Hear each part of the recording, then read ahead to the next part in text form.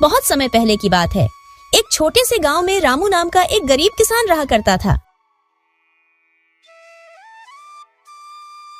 रामू के पास ना ढंग की जमीन थी, ना बैल, ना कोई बड़ा घर। सालों से बारिश नहीं हुई थी और उसके खेत अब बंजर हो चुके थे। हे ऊपर वाले, ये क्या हो गया? अगर ऐसे ही चलता रहा तो मैं और मेरे बच्चे तो भूख से मर जाएंगे। आखिर कब तक और बारिश नहीं होगी? थोड़ी तो दया दिखा प्रभु, कुछ तो कर।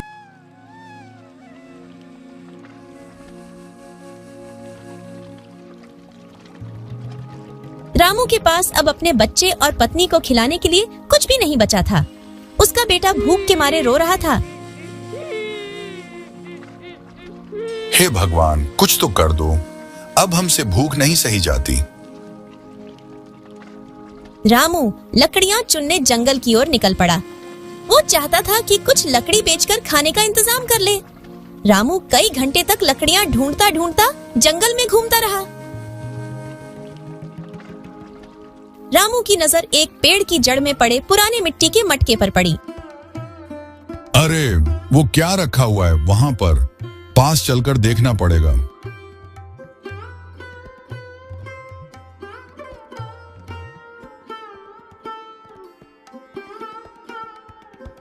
अरे, ये तो कोई पुराना मटका है, मगर ये इतना भारी क्यों लग रहा है? रामू यह सभी सोच ही रहा था कि तभी अचानक से मटका बोला। रामू, मैं एक जादुई मटका हूं और मैं लोगों की सभी इच्छाएं पूरी करता हूं। तुम भी मुझे अपने घर ले चलो और अपनी इच्छाएं पूरी करवाना। लेकिन मैं दिन में सिर्फ एक ही इच्छा को पूरी करता हूं। हाँ, और याद रखना, मैं सिर्फ ईमानदार लोगों के घर ही चलता हूं। रामू तो जादुई मटके को बोलता देख अचानक से डर गया।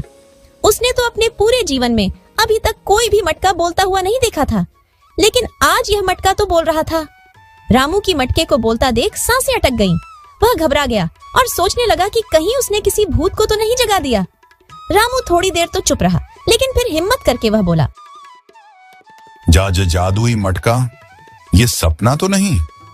मुझे माफ कर दो, मुझसे गलती हो गई। शायद मेरी वजह से तुम्हारी नींद टूट गई, लेकिन मुझे जाने दो, मुझे नहीं पता था। मुझे तो लगा कोई आम मटका होगा। मुझे कुछ भी मत करना, मैं आज के बाद कभी भी यहाँ पर नहीं आऊंगा। लेकिन मुझे जाने दो, घर पर मेरा बच्चा और बीवी भूखे हैं। मुझे उनके लिए खाना लेकर जाना है। मैं तो यहाँ पर बस लकड़ियां बिनने आया था, ताकि उन्हें बेचकर अपने बच्चे और बीवी के लिए खाना ले जा सकूं। मुझसे गलती हो गई, मुझे माफ कर दो। मैं आज के बाद ऐसी गलती कभी भी नहीं करूंगा।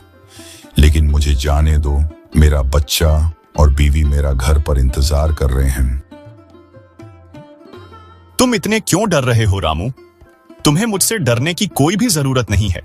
मैं एक अच्छा और सच्चा जादुई मटका हूं। मैं तुम्हें कोई भी नुकसान नहीं पहुंचाऊंगा। मैं तो बस यहां पर लोगों की मदद करने के लिए आया हूं। अगर तुम्हें यकीन नहीं हो रहा हो तो तुम मुझसे कुछ भी मांग कर देखो, मैं तुम्हारी इच्छा जरूर पूरी करूंगा, लेकिन बिना लालच के। रामू मटके की ऐसी बातों को सुनकर थोड़ा शांत होता है, लेकिन रामू को अभी भी काफी ज्यादा डर लग रहा था कि कहीं ये मटका झूठ ना बोल रहा हो और यह उस जादुई मटके की रामू को फंसाने की कोई चाल हो। लेकिन फिर भी रामू मटके से अपनी इच्छा मांगने के लिए सोचता है, क्योंकि रामू को लग रहा था अगर मटका गुस्सा हो गया तो वह उसे को मार देगा। क्या हुआ रामू? तुम किस सोच में पड़ गए? मैं वादा करता हूं तुमसे, मैं तुम्हें कुछ भी नहीं करूंगा। तुम डरो मत। अपनी इच्छा मांगो, जो भी तुम्हें चाहिए मैं तुम्हें सब कुछ दूंगा। तो मांगो अपनी इच्छा। अगर तू सच में जादुई है तो आज खाने को कुछ दे दे। मैं, मेरा बच्चा और मेरी बीवी आज हम भूखे ही हैं। हमारे पास कुछ भी खाने को नहीं है। इस बार बारिश ही नहीं हुई, जिसकी वजह से हमारी भूमि बंजर हो गई और उस पर कोई भी फसल नहीं हुई। तो मेरे पास खाने को कुछ भी नहीं बचा। जो कुछ अनाज था वह पहले ही खत्म हो गया। अगर तुम्हें सच में कुछ देना ही है तो मुझे खाना दो। रामू ने जैसे ही अपनी इच्छा मांगी, मटके से कुछ रोटियां और साथ में सब्जी निकल कर आ गईं। रोटियां बिल्कुल ताजा थीं। लग रहा था मानो अभी किसी ने गरम गरम बनाए हों। यह सब देखकर तो रामू को अपनी आंखों पर यकीन ही नहीं हुआ, लेकिन वह काफी ज्यादा खुश हो गया, क्योंकि आज उसके बच्चे ने खाना तक नहीं खाया था, तो आज उसके बच्चे को खाना मिल जाएगा। वह जादुई मटके का धन्यवाद करते हुए बोला, धन्यवाद मटका बाबा, तुम तो सच में जादुई हो। अब तुम मेरे साथ मेरे घर चलो और मैं भी तुमसे वादा करता हूँ कि मैं कभी भी लालच नहीं करूंगा और हमेशा ईमानदार रहूंगा। रामू ने वहीं पर बैठकर वह खाना खाया।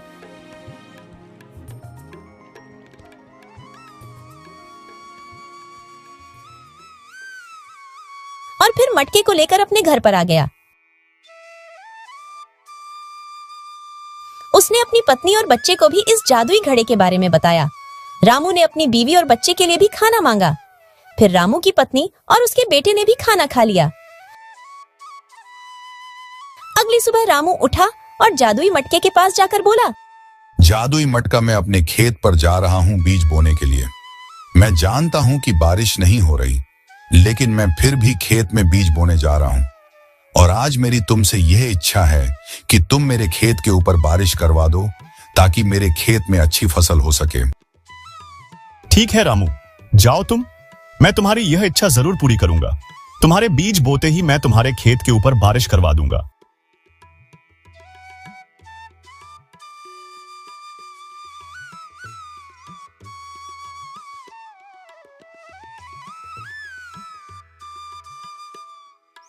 रामू अपने खेत पर जाकर पूरे खेत में बीज डालने लग जाता है।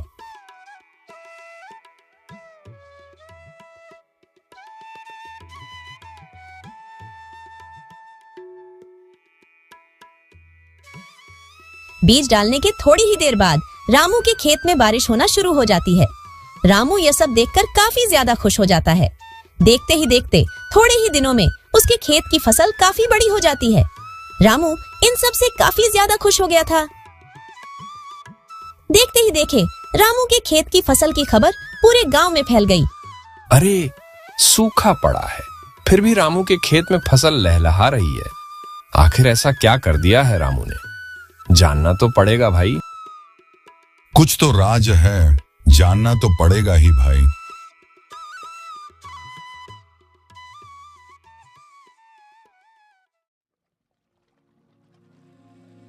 देखते ही देखते इस बात की भनक गांव के लालची मुखिया के कानों पर भी पड़ गई थी। गांव का मुखिया काफी लालची और धनी था। उसे जैसे ही रामू के बारे में पता चला, उसके मन में लालच आने लगा। रामू के पास जरूर कोई गुप्त खजाना है, मुझे पता लगाना ही होगा। रामू को नहीं पता था कि उसकी खुशियों पर अब किसी की नजर पड़ चुकी है। गांव का लालची मुखिया अब रामू के राज का पता लगाने में लगा था। उसने अपने एक आदमी को रामू पर नजर रखने भेजा। एक दिन की बात है, रामू अपने मटके से चुपचाप बात कर रहा होता है और बाहर से लालची मुखिया का आदमी भी रामू को देख रहा होता है। लालची मुखिया का आदमी देखता है कि रामू ने इस मटके से कुछ मांगा है और उस मटके में अपने जादू से रामू को वह चीज दे दी।